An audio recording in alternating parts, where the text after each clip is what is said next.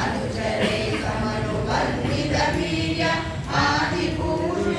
आदिपुरुषैवाचलबूधि अनचलो गिरितटेषु चरन्ति वेणुना क्वयति काशयदायि वनलता सर्व आत्मनि विष्णुं व्यञ्जयन्त्यैव पुष्पबलाढ्य प्रणतबालविडपा मधुदार प्रेमवृष्टधनवत्ससुदुष्मा दर्शनीय विलकोवनमाला दिव्यगन्धतुलसी मधुमत्ते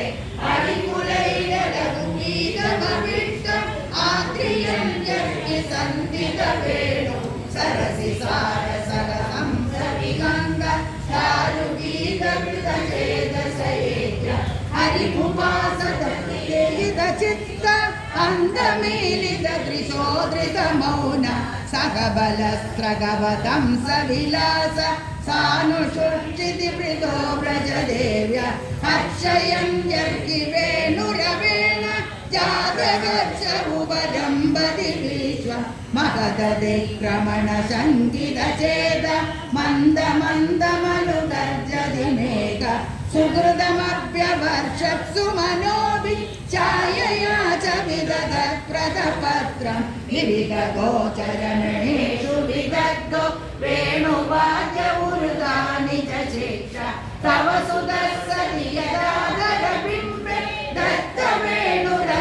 दत्तवेणुरनयस्वरजाति सवनसस्तु कुवधार्य सुरेश शक्र सर्वपरमेति पुरोग कवय आनदः कन्दरचित्त कश्मलं ययुरनिश्चिततत्त्व निजपदाब्जदलये त्वदवज्र नीरजाम्बुजविचित्रललामय व्रजभुवत्समयन् गुरदोगं वर्ष्मदुर्यगनिरीडितवेणु व्रजति तेन वयं सविलास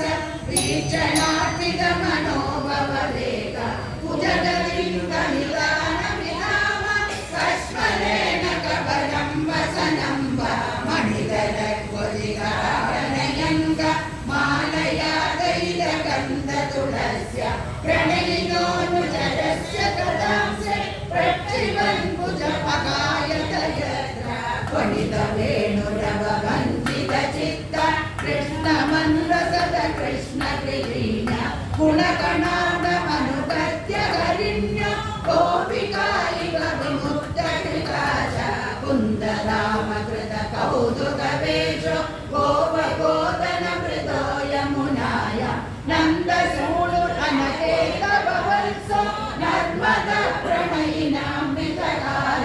मन्दवायुर्भवाद्यनुकूलं मानयन्मलयजस्पर्शनेन वन्दिनस्तमुपदेव गणाय वाद्यगीतबलिभिः परिवर्तु वत्सलो व्रजगवां यतगद्रो वन्द्यमानचरणः पतिवृद्धे कृष्णगोदन अपोद्य दिनान्ते गीतवेणुरनुकेटितकीर्ति उत्सवं श्रमरुजातिदिशीन उन्नयन् गुररजच्चुरिरस्क दिशयैति सुकृताशिषयेव देवकी जडरभूरुडुराज मदविगूर्णितलोचन ईश मानदस्सु सुहृदां वनमारि पदर पाण्डुवदनो मृदुकण्ठ मण्डयन् कनककुण्डललक्ष्म्या यदुपदे द्विरदराजविकार यामिनी परिवैशदिनादे मुदितवक्त्र उभयादिदुरन्द मोदयन् व्रजगवां दिनतापं श्रीशुकोवाच